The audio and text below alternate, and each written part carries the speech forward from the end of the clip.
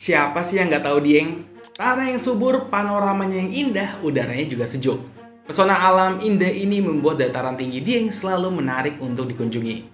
Udah gitu, di sana banyak terdapat peninggalan sejarah seperti candi dan ratusan arca yang menjadi magnet bagi para wisatawan.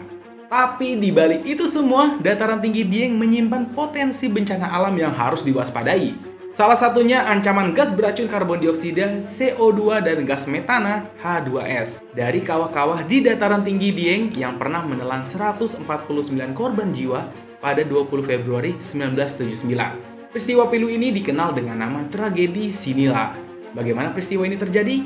Bareng gue Krisna Bayu, kita ulas untuk di video kali ini.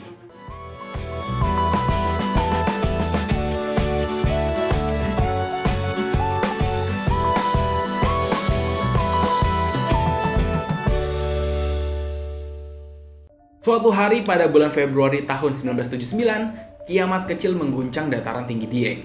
Tragedi Sinila diambil dari nama kawah Sinila yang erupsi pada Februari tahun 1979. Walau sebenarnya bukan cuma kawah Sinila aja yang erupsi, tapi kawah Timbang yang letaknya nggak jauh dari kawah Sinila juga ikut erupsi. Sebelum kawah Sinila erupsi, saksi mata mengingat kalau terjadi gempa beruntun yang lumayan agak lama. Setelah itu, kawah erupsi. Terus, apa yang dikeluarin kawah ini setelah erupsi? Material yang dikeluarkan adalah gas, lumpur panas, lontaran batu, dan lahar. Harus kalian ketahui, yang membunuh 149 orang ini adalah gas beracun. Gas itu adalah karbon dioksida, CO2, dan gas metana H2S, melebihi ambang batas yang bisa ditoleransi oleh tubuh manusia. Bencana longsor masih bisa kelihatan dari mana datangnya luncuran tanah. Banjir pun bisa diketahui dari mana arah aliran air. Nah, kalau gas, siapa yang bisa ngelihat bentuk dan arah datangnya gas? Gas beracun ini bak iblis yang gak berwujud. Ke-149 orang yang meninggal dalam peristiwa ini adalah warga desa Kepucukan, Batur, Banjarnegara. Jarak kawah Sinila dengan pemukiman warga hanya 2 km. Ketika kawah Sinila meletus, gemuruh dan ledakannya bikin warga panik. Khawatir lahar dari kawah Sinila masuk ke desa, warga berbondong-bondong menyelamatkan diri meninggalkan rumah. Evakuasi semua warga tertuju ke satu tempat. Tempat itu adalah SD Kepucukan. Para warga lari ke arah barat melewati jalan besar untuk menuju SD Kepucukan. Naas, warga yang nyoba menyelamatkan diri ke SD Kepucukan itu malah menjadi korban gas beracun dari kawah Timbang. Makanya, kalau kalian lihat, kenapa banyak korban yang meninggal di luar ruangan seperti di foto ini? Mengetahui banyak warga yang tergeletak di jalan, beberapa warga yang akan ke SD Kepucukan memilih berhenti. Mereka bertahan di dekat area pemakaman.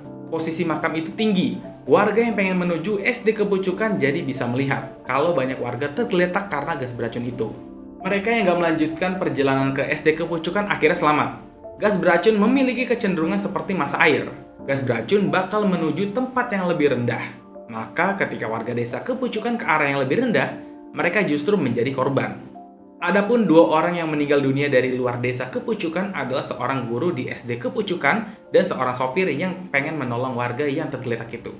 Ini desa Kepucukan hanya tinggal nama. Secara administrasi, desa tersebut sudah nggak ada lagi.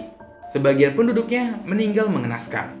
Penduduk yang selamat memilih pindah ke desa tetangganya seperti desa Sumberjo dan desa Pekasiran. Tempatnya masih di sekitar kecamatan yang sama, yaitu Kecamatan Batur, Banjarnegara. Sisanya ada yang pindah ke Pulau Sumatera. Tragedi mengenaskan ini membuat presiden yang kala itu menjabat yaitu Soeharto datang ke tempat kejadian bencana. Belajar dari tragedi ini, segala upaya untuk mengurangi risiko bencana di lokasi rawan udah dilakukan oleh Pemda setempat. Misalnya dengan sosialisasi dan edukasi masyarakat berupa papan pengumuman, penentuan jalur dan tempat evakuasi yang aman, membatasi jarak aktivitas masyarakat dari sumber keluaran gas berupa sumber pemboran. Pos pengamatan Gunung Api Dieng juga dilengkapi perlengkapan sensor-sensor gas, seismometer atau detektor lainnya dalam upaya mengurangi risiko bencana. Secara konstan atau terus-menerus, kawasan Gunung Butak Petarangan rajin mengeluarkan gas CO2, H2S, dan SO2. Ada 3 di antara 11 kawah di Dieng yang ditetapkan sangat berbahaya lantaran sering mengeluarkan gas beracun. Ketiga kawah tersebut yaitu Timbang, Sinila, dan Sikendang. Silakan, yang mau main ke sini nggak perlu takut lagi karena masih terbilang aman kok. Asal ikuti petunjuk petugas keselamatan Dieng. Kalian juga harus waspada, seperti nggak mendekati kawasan kawah pada malam hari ataupun juga di pagi hari.